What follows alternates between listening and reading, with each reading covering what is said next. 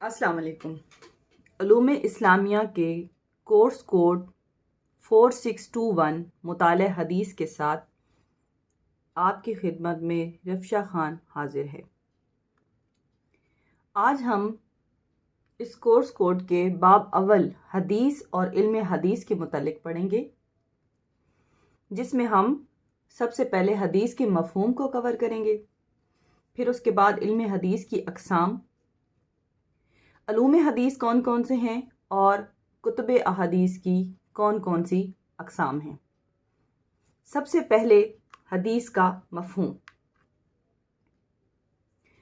لفظی اعتبار سے حدیث کے معنی گفتگو اور کسی نئی چیز کے ہیں۔ حدیث کے معنی کلام کے ہیں،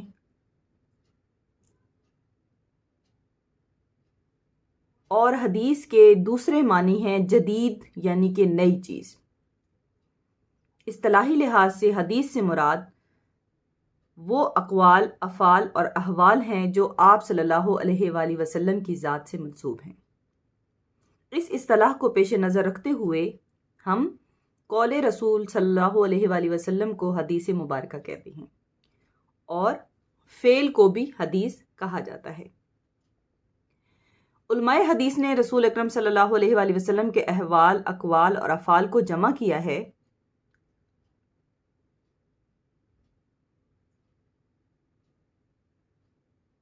صحابہ کرام بھی آپ کے افعال اور اقوال کے لیے حدیث کی اصطلاح استعمال کرتے تھے۔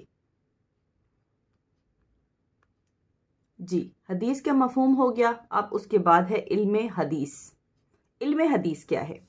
علم حدیث سے مراد وہ فن جس کے ذریعے سے ہم رسول اللہ صلی اللہ علیہ وآلہ وسلم کی طرف سے منسوب اقوال، افعال اور احوال کی صحت اور سقم کی نشاندہی کر سکیں۔ یعنی کہ علم حدیث سے ہم مراد یہ لیں گے کہ اس قول، فعل، تقریر اور صفت کی معرفت اور پہچان جو رسول اللہ صلی اللہ علیہ وسلم کی طرف سے منسوب کی گئی، یعنی کہ اس حدیث کے بارے میں ہمیں یہ دیکھنا ہوتا ہے کہ وہ حدیث کتنی صحیح ہے، اس کی صحت، اس کا جو راوی ہے، اس کے جو ہے وہ اس کے بارے میں تمام جو چھان بین ہے وہ علم حدیث میں ہوتی ہے۔ علامہ بدر الدین عینی کے مطابق وہ علم جس کے ذریعے سے رسول اللہ صلی اللہ علیہ وآلہ وسلم کے اقوال، افعال اور احوال تک رسائی حاصل کی جا سکے، اسے علم حدیث کہتے ہیں۔ علم حدیث کو دو شاخوں میں تقسیم کیا گیا ہے۔ علوم حدیث کی اقسام۔ جی، علوم حدیث کی دو اقسام ہیں: علم روایت الحدیث، علم درایت الحدیث۔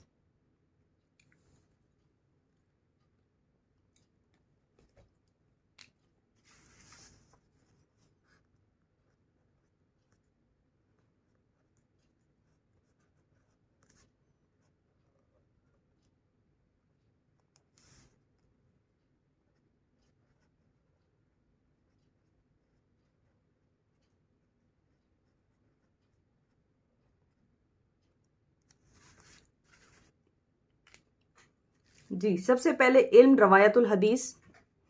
علم روایت الحدیث کا تعلق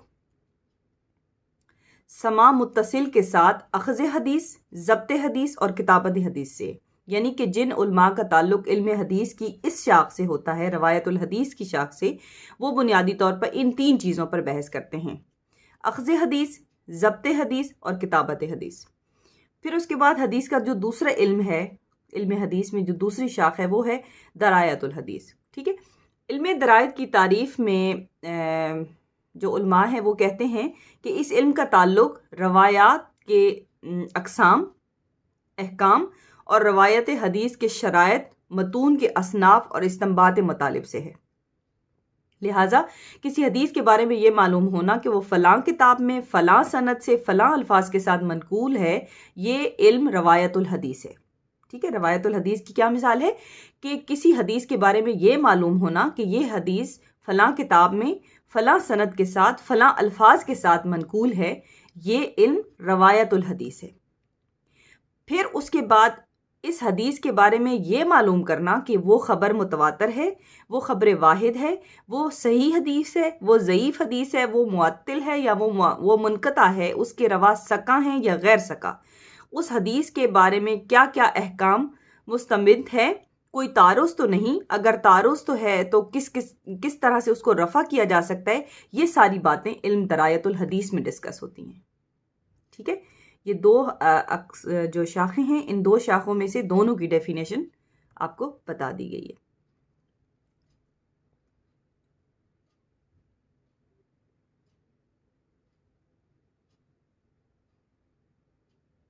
جی، اس کے بعد ہم آتے ہیں علوم حدیث کی طرف. اچھا جی، علم حدیث کے بہت سارے آگے پارٹس ہیں. ٹھیک ہے، علماء کرام نے اس کی تعداد تقریباً 60 بتائی ہے، لیکن آپ کی جو بک ہے اس میں اس کو اختصار کے ساتھ بیان کیا گیا ہے. سب سے پہلی جو قسم آپ کی بک میں موجود ہے وہ ہے علم جرح و تعدیل. علم الحدیث میں پہلی جو قسم بیان کی گئی ہے وہ ہے علم جرح و تعدیل.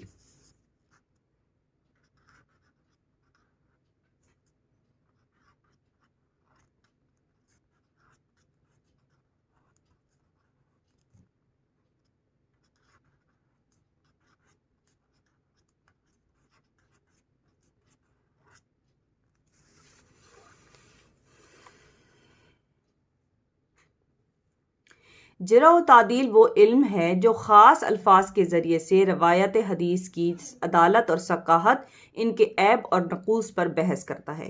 جرح و تعدیل کا علم درایت حدیث کے فن کا ثمرہ اور اس کی بہت بڑی سیڑھی ہے. یعنی کہ علم درایت کا جو میں نے آپ کو شاخ بتائی جس میں ان تمام چیزوں پر ڈسکشن ہوتی ہے، اس میں علم جرح و تعدیل سے ہیلپ لی جاتی ہے. ٹھیک ہے، بہت سے علماء اس فن میں عصر صحابہ سے لے کر جی، علم جرح و تعدیل کے بعد پھر ہمارے پاس جو اگلی شاخ آتی ہے وہ ہے علم مختلف الحدیث. اس علم میں ان روایات سے بحث کی جاتی ہے جس میں بظاہر تناقض نظر آتا ہے. اس فن کے ذریعے سے اس قسم کی روایات کی مابین جمع و تطبیق دینے کی کوشش کی جاتی ہے. جمع و تطبیق کا طریقہ یہ ہوتا ہے کہ مطلق احادیث کو مقید اور عام کی تخصیص کر دی جاتی ہے، یا پھر ان کو دو واقعات پر محمول کر دیا جاتا ہے اور اس میں پھر تطبیق حدیث کے ذریعے سے تطبیق کر کے بتا دیا جاتا ہے کہ اس میں درمیانی راہ کیا ہوگی. اس علم کو علم مختلف الحدیث کے ساتھ ساتھ تطبیق حدیث کا علم بھی کہا جاتا ہے. اس فن کا مقصد یہ ہوتا ہے کہ دو بظاہر متضاد المعانی روایات میں جمع و تطبیق اور توفیق کی کوشش کی جائے اور ایک کو راہج اور دوسری کو مرجوح قرار دیا جائے. ٹھیک ہے، تو جیسے کہ حضور صلی اللہ علیہ وسلم کی ایک حدیث مبارکہ ہے کہ بیماری متعدی نہیں، اور دوسری حدیث میں فرمایا کہ کوڑی سے یوں بھاگو جیسے شیر سے بھاگتے ہیں. اب ان دونوں روایات کے درمیان میں جمع و تطبیق کیسے کی گئی کہ جمع و تطبیق کا طریقہ کار یہ تھا کہ بیماریاں اس کو درمیان میں، یعنی کہ اس کی پھر تطبیق کس طرح سے ممکن کی گئی کہ بیماریاں بذات خود متعدی نہیں ہوتی، بلکہ اگر یہ کہ مریض کے تندرست مریض جو ہو اس کے ساتھ جب تندرست شخص ملے گا تو یعنی کہ اللہ تعالیٰ نے اس بیماری کے متعدی ہونے کا سبب اور ذریعہ بنایا ہے. بعض اوقات تندرست لوگ بیمار لوگوں سے ملتے ہیں، ان کی تیمارداری بھی کرتے ہیں، ان کی خدمت بھی کرتے ہیں، لیکن بیمار نہیں ہوتے. ٹھیک ہے، تو یہ حدیث جو دو احادیث کے درمیان میں تطبیق کرنا مختلف الحدیث پہ کے علم میں ہوتا ہے. پھر اس کے بعد تیسری جو ہمارے پاس قسم ہے وہ ہے علل الحدیث. اس علم میں ان پوشیدہ، مخفی اور دقیق علل و اسباب سے بحث کی جاتی ہے جن کی بنا پر روایت کی صحت میں نقص اور عیب ہو. وہ مخفی عیب جو حدیث کی حیثیت کو متاثر کرتا ہے، اصطلاح میں اسے علت قادحہ کہا جاتا ہے. مثلا حدیث منقطع کا موصول ہونا، موقوف کا مرفوع ہونا، ایک حدیث کا دوسری حدیث میں ادراج ہونا. اس علم میں حدیث کی جو علت ہے اس کو معلوم کرنے کے لیے بہت وسیع علم کی، قوت حافظہ کی اور بہت دقیق فہم کی ضرورت ہوتی ہے، کیونکہ علت ایک مخفی چیز ہوتی ہے اور اس کا پتہ بعض اوقات علوم حدیث میں مہارت رکھنے والوں کو بھی نہیں چلتا. تو یہ جو حدیث کا یہ علم ہے یہ نہایت دقیق اور مشکل علم ہے. علت کی پہچان صرف وہی شخص مہارت سے کر سکتا ہے جس کو اللہ پاک نے روشن دماغ اور قوت حافظہ اور مراتب رواح کی پہچان دی ہو. ٹھیک ہے،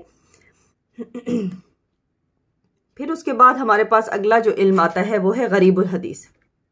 اس علم میں ان روایات پر بحث کی جاتی ہے جس میں لغت کے لحاظ سے مشکل، دقیق اور قدیم الفاظ استعمال کیے گئے ہوں. غریب سے مراد وہ کلمات جو عام طور پر محاورے میں ہم استعمال نہیں کرتے اور ان کو سمجھنے میں ہمیں دقت محسوس ہوتی ہے۔ غریب الحدیث کے مصادر دراصل حدیث کی ڈکشنری کی حیثیت رکھتے ہیں۔ یہ فن اس اعتبار سے بہت اہم ہے کہ اس میں مہارت کے بغیر متون حدیث کی معنی اور مطالب تک رسائی ممکن نہیں ہوتی۔ ٹھیک ہے، تو نیکسٹ جو ہمارے پاس علم الحدیث میں شاخ ہے وہ ہے ناسخ و منسوخ۔ جیسے آیات میں اللہ پاک نے کچھ آیات پہلے نازل کی، پھر اس کے بعد ان کو منسوخ کر کے ان کی جگہ پہ نئے احکامات بھیجے، اسی طرح سے احادیث مبارکہ میں بھی کچھ جو احادیث ہیں وہ ناسخ ہیں اور کچھ منسوخ ہیں۔ تو ناسخ و منسوخ میں ان احادیث کا علم جو ہے حاصل کیا جاتا ہے۔ یہ علم ان احادیث متعارضہ سے بحث کرتا ہے جس میں جمع و تطبیق کا امکان نہ ہو، جیسے کہ میں نے اب پچھلے اس میں بتایا کہ علم مختلف الحدیث میں جمع و تطبیق کر دی جاتی ہے، لیکن ناسخ و منسوخ میں جمع و تطبیق کا امکان نہ ہو اور بعض احادیث کو ناسخ اور بعض کو منسوخ قرار دیا جائے۔ ٹھیک ہے، اب جیسے کہ حدیث ناسخ کے بارے میں آپ صلی اللہ علیہ وسلم نے بعض مقامات پر خود فرمایا کہ تمہیں قبروں کی زیارت سے منع کیا کرتا تھا لیکن اب تم اس کی زیارت کر سکتے ہو۔ ٹھیک ہے، جیسے کہ قربانی کی گوشت کے حوالے سے بھی آپ صلی اللہ علیہ وسلم کی حدیث ہے کہ 3 دن سے زیادہ ذخیرہ کرنے سے منع کیا گیا، لیکن پھر اس کے بعد آپ صلی اللہ علیہ وسلم نے کہا کہ تمہیں اجازت ہے کہ تم جب تک چاہو کھاؤ۔ ٹھیک ہے، تو جو ناسخ و منسوخ کے حوالے سے جو احادیث جس علم کے انڈر ڈسکس کی جاتی ہیں وہ ہے ناسخ و منسوخ کا علم۔ ٹھیک ہے، اب ہمارے پاس نیکسٹ جو ٹاپک ہے چیپٹر 1 میں وہ ہے کتب احادیث کی اقسام۔ ٹھیک ہے، علماء کرام نے علم کے ہر پہلو پر جو ہے وہ بہت خدمت کی ہے۔ احادیث مبارکہ کے حوالے سے مختلف حیثیتوں کی کتابیں مرتب کی ہیں، لہٰذا علوم اسلامیہ کے طالب علم ہونے کے ناطے آپ کو علم حدیث کی جو کتب احادیث کی اقسام ہیں ان کو آپ کو معلوم ہونا بہت ضروری ہے، کیونکہ اگر آپ کو اس کے حوالے سے علم نہیں ہوگا تو حدیث کے لٹریچر کا مطالعہ کرتے ہوئے کتب احادیث سے جب آپ کو استفادہ حاصل کرنے کی ضرورت ہوگی تو تب آپ کے لیے مشکل پیش آئے گی۔ لہٰذا کوشش یہی ہوگی میری کہ آپ کو ان جو اقسام ہیں اس کو ذرا میں جو ہے وہ آسان الفاظ میں آپ کو سمجھا سکوں۔ پہلی قسم ہے الجوامع، یہ جامع کی جمع ہے۔ جامع اس کتاب حدیث کو کہتے ہیں جس میں 8 طرح کے مضامین اور روایات جمع کی گئی ہوں، جس میں سیر یعنی کہ سیرت طیبہ کے حوالے سے واقعات ہوں، پھر اس کے بعد آداب کے حوالے سے اس میں آداب معاشرت کے حوالے سے اس میں تمام یعنی کہ آداب کے حوالے سے ہو، کھانے کے آداب، پینے کے آداب، چلنے کے آداب، ملنے جلنے کے آداب، لباس کے، گفتگو کے، عبادت کے آداب۔ ٹھیک ہے، پھر اس میں تفسیر کے حوالے سے احادیث ہو، یعنی کہ وہ حدیث جو قرآنی آیات کی تفسیر سے متعلق ہیں۔ پھر اس کے علاوہ اس میں عقائد کے حوالے سے تمام مضامین کا ذکر ہو۔ ٹھیک ہے، پھر فتنہ کی جمع یعنی کہ وہ بڑے بڑے واقعات جن کی پیشگوئی رسول اللہ صلی اللہ علیہ وآلہ وسلم نے فرمائی۔ پھر اس میں اشرات یعنی کہ قیامت کی علامات کے حوالے سے جو حدیث ہوں گی وہ الجوامع میں آئیں گی۔ ٹھیک ہے، پھر اس کے بعد جو ہے وہ مناقب یعنی کہ صحابہ کرام، صحابیہ کرام، مختلف قبائل اور طبقات کے فضائل کے حوالے سے اس میں احادیث جمع ہوں گی۔ حدیث کی جس کتاب میں ان 8 مضامین کے متعلق روایات جمع کی گئی ہوں اسے اصطلاح میں الجوامع کہا جاتا ہے۔ ٹھیک ہے، پھر اس کے بعد اس میں ہمارے پاس دوسری اس کی ایگزامپل کیا ہوگی؟ جی، جامع میں آپ دیکھیں جامع امام سفیان بن سوری۔ ٹھیک ہے، اس کے علاوہ ہماری جو ہے وہ جامع امام بخاری، جامع امام ترمذی، جامع امام مسلم، یہ ہمارے پاس الجوامع کی اقسام ہے۔ پھر اس کے بعد ہمارے پاس اگلی جو آتی ہے قسم کتب حدیث میں وہ ہے السنن۔ ٹھیک، سنن وہ ہے جس میں پہلے ویسے اس کو ابواب کہتے تھے، پھر بعد میں اس کا نام تبدیل ہو کے مصنف ہو گیا اور آخر میں پھر اس کو سنن کہا جانے لگا۔ اس نوع کی سب سے پہلی کتاب حضرت عامر بن شراحیل نے لکھی تھی۔ اچھا، سنن میں مشہور ترین جو کتابیں ہیں وہ کون سی ہیں؟ سنن بہقی، سنن دارمی، سنن دارقطنی۔ اچھا، پھر اگلی جو قسم ہے ہماری وہ ہے المسانید۔ المسانید مسند کی جمع ہے۔ مسند اصطلاح میں حدیث کی اس کتاب کو کہتے ہیں جس میں صحابہ کرام کی ترتیب کے مطابق روایات جمع کی گئی ہوں، یعنی کہ ایک صحابی کی تمام روایات ایک مرتبہ ذکر کر دی جائیں، خواہ وہ جس بھی باب سے متعلق ہوں، پھر دوسرے صحابی کی، پھر تیسرے صحابی کی، پھر چوتھے صحابی کی، یعنی کہ مختلف صحابہ کرام کی ترتیب کے ساتھ روایات کو لکھا گیا ہو۔ ٹھیک ہے، جیسے کہ مسانید میں جیسے اگزامپل لے لیں مسند امام احمد بن حنبل کی، ٹھیک ہے. پھر اس کے بعد اگلی ہمارے پاس قسم آتی ہے الموجم. موجم اس کتاب کو کہتے ہیں جس میں کسی محدث نے اپنے شیخ اور استاد کی ترتیب سے احادیث جمع کی ہوں، یعنی کہ ایک شیخ کی احادیث ایک جگہ اور دوسرے کی احادیث دوسری جگہ. موجم حدیث وہ کتاب ہے جس میں حروفی تہجی کی ترتیب قائم کی گئی ہو، خواہ وہ یہ ترتیب صحابہ کرام کی ہو یا شیوخ کی، ٹھیک ہے. الموجم الکبیر، الموجم الاوسط، الموجم الصغیر، یہ اس کی ایگزامپلز ہیں. کتاب الجمع ان کتابوں کو کہتے ہیں جن میں ایک سے زائد کتب حدیث کی روایات کو بحذف تکرار جمع کیا گیا ہو. اس نوع کی پہلی کتاب امام حمیدی کی الجمع سنن الصحیحین ہے. اس کے بعد پھر تجرید صحیح ستہ لکھی گئی جس میں صحیح ستہ کی تمام احادیث کو جمع کیا گیا. جی نیکسٹ ہمارے پاس ہے المستدرک. مستدرک اس کتاب کو کہتے ہیں جس میں کسی دوسری کتاب کی احادیث کو جمع کیا گیا ہو جو مذکورہ کتاب کی شرائط کے مطابق ہوں. صحیحین پر بعض علماء نے مستدرک لکھی ہے، ٹھیک ہے. صحیحین کی جو ہماری بکس ہیں ان میں بعض علماء نے مستدرک لکھی ہے. اچھا جیسے کہ امام عبداللہ نیشا پوری کی المستدرک علی الصحیحین ہے جو سب سے زیادہ رائج ہے. اس میں انہوں نے وہ حدیث نقل کی ہیں جو صحیحین میں موجود نہیں ہیں، ٹھیک ہے. لیکن ان کے خیال میں وہ جو احادیث ہیں وہ بخاری اور مسلم کی شرائط پر پوری اترتی ہیں، ٹھیک ہے. نیکسٹ ہے التخریج. التخریج اصطلاح میں اس کتاب کو کہتے ہیں جس میں کسی دوسری کتاب کی معلق اور بے حوالہ احادیث کی سند اور اس کا حوالہ بیان کر دیا جائے. یعنی کہ کسی ایک کتاب میں جو حدیث بیان کی گئی ان کا حوالہ اور ان کی جو سند ہے وہ نہیں بیان کی گئی، لیکن پھر کسی دوسری کتاب میں اس کو سند اور حوالے کے ساتھ انہی حدیث کو بیان کر دیا جائے تو اسے التخریج کہتے ہیں. پھر اس کے بعد نیکسٹ ہمارے پاس قسم آتی ہے الفہارس. وہ کتاب حدیث جس میں ایک یا زائد کتابوں کی احادیث کی فہرست جمع کی گئی ہو، مثلا فہرست صحیح بخاری، فہرست صحیح سنن ابی داؤد وغیرہ. ان فہارس کی وجہ سے ماخذ حدیث نکالنا آسان ہو جاتا ہے، ٹھیک ہے. پھر نیکسٹ ہمارے پاس آتی ہے الاطرف.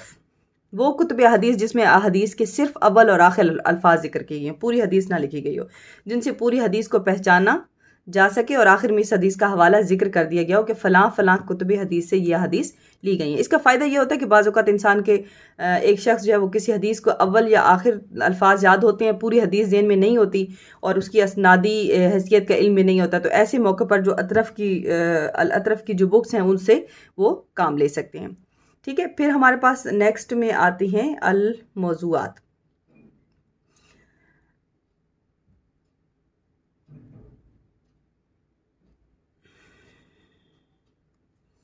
اس کے حوالے سے میں آپ لوگوں کو بعد میں بتاؤں گی، میں اس کے حوالے سے تھوڑی سی کنفیوز ہوں. اس کی ڈیٹیل ہم بعد میں کسی اور لیکچر میں انشاءاللہ آپ کو بتا دوں گی. کتب الاحادیث المشتہرہ. اس سے مراد وہ کتابیں ہیں جن کتابوں میں ان احادیث پر تحقیق کی گئی ہو جو عام طور پر مشہور اور زبان زد عام ہوتی ہیں لیکن ان کی سند کا علم کسی کو نہیں ہوتا، ٹھیک ہے. عام طور پر علم ہوتا نہیں ہے. اس موضوع پر سب سے پہلے علامہ زرکشی نے کتاب لکھی تھی، پھر اس کے بعد حافظ ابن حجر عسقلانی نے لکھی، ٹھیک ہے. علامہ جلال الدین سیوطی نے بھی اس پہ کتاب لکھی، ٹھیک ہے. پھر اس کے بعد ہمارے پاس نیکسٹ آتی ہے مشکل الحدیث. اس سے مراد وہ کتب حدیث ہیں جن میں حدیث کے مواقع اور مجل کی تعین کی مواقع اور محل کی تعین کی گئی ہو اور اس میں کوئی خاص ترتیب نہ ہو، بلکہ مؤلف کیف متفق احادیث کو ذکر کر کے ان کی تشریح کرتا ہے، ٹھیک ہے. اسباب الحدیث. اسباب الحدیث میں ان کی حیثیت وہی ہے جو کہ تفسیر میں اسباب نزول کی ہے. جیسے کہ کوئی بھی آیت اللہ تعالیٰ نے نازل کی تو ان کا کوئی نہ کوئی شان نزول تھا، کوئی نہ کوئی سبب نزول تھا. اسی طرح سے احادیث مبارکہ میں بھی جب کوئی حدیث آپ صلی اللہ علیہ وسلم فرماتے ہیں تو اس کے پیچھے کوئی اسباب، کوئی سبب رہا، ٹھیک ہے. تو اسباب الحدیث میں ان احادیث کے متعلق کتب لکھی جاتی ہیں جن میں یعنی کہ اسباب کے بارے میں بیان کیا جاتا ہے کہ آپ صلی اللہ علیہ وسلم نے کون سا ارشاد کن حالات میں بیان فرمایا، ٹھیک ہے. اس میں بہت کم کتابیں لکھی گئیں لیکن بہرحال یہ بھی ایک کتب حدیث کی ایک قسم ہے. اجزاء. جز اس کتاب کو کہتے ہیں جس میں کسی ایک جزوی مسئلے کے متعلق احادیث لکھی گئی ہوں، تمام احادیث کو یکجا کر دیا گیا ہو. کسی بھی ایک ٹاپک کو لے کر اس ٹاپک سے ریلیٹڈ تمام احادیث کو اکٹھا کر کے اس کو بک شیپ میں دے دیا گیا. اچھا، غریب الحدیث، اس سے مراد وہ کتاب ہے جس میں متون حدیث میں وارد شدہ مشکل، مبہم اور پیچیدہ الفاظ کی تشریح کی گئی. جیسے کہ پیچھے میں نے آپ کو غریب الحدیث کی جو علم کے بارے میں بتایا تھا، اس حوالے سے جو جتنی بھی مشکل اور پیچیدہ الفاظ والی احادیث ہیں جو کہ عام فہم نہیں ہے لیکن طلبہ کے لیے، پڑھنے والوں کے لیے مشکل ہے سمجھنا، ان کو اکٹھا کر دیا گیا ایک بک میں. جی، ہمارے پاس اس سے اگلی جو کتاب ہے اس کا جو نام ہے وہ ہے الضعفاء.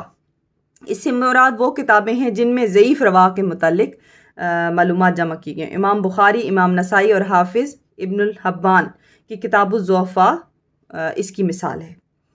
ٹھیک ہے. نیکسٹ ہمارے پاس ہے کتاب الثقات. اس سے مراد وہ کتابیں جس میں رواہ جو صحابہ تبع تابعین ہیں ان کے حالات اور تراجم بیان کیے گئے ہیں. اس میں حافظ ابن حبان کی کتاب الثقات سب سے اہم ہے. کتاب العلل، اس سے مراد وہ کتابیں جس میں علل الحدیث کے جو علم ہم نے ابھی ڈسکس کیا پیچھے، اس کے حوالے سے جو گفتگو کی گئی ہو وہ اور ان احادیث کو اکٹھا کیا گیا ہو. یعنی کہ وہ خلل جو بظاہر نظر نہیں آتا لیکن حدیث میں نقص کا باعث ہوتا ہے، اس طرح کی تمام احادیث کو اس میں جمع کیا گیا. ٹھیک ہے. یہ ہمارے جو ہے وہ احادیث کی کتب کی اقسام ہو گئی.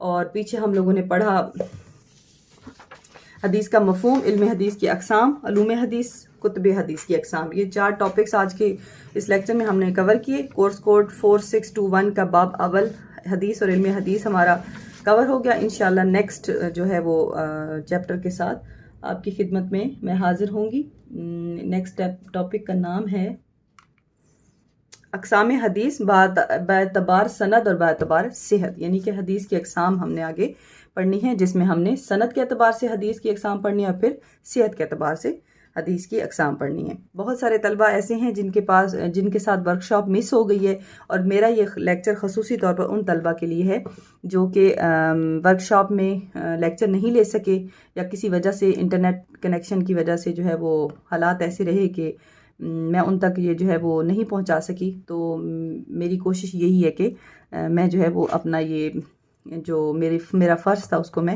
اس طرح سے ادا کروں. پلیز آپ لوگ اس کو سمجھیں، اور اگر کہیں پہ کسی کو کوئی پوائنٹ سمجھ نہ آیا ہو تو کمنٹ سیکشن میں ضرور مجھے کمنٹ کر کے بتائیں تاکہ پھر ہم اس کے متعلق دوبارہ سے بات کر سکیں. مجھے اجازت دیجیے، نیکسٹ اس میں آپ کے ساتھ ملاقات ہوگی. اللہ حافظ.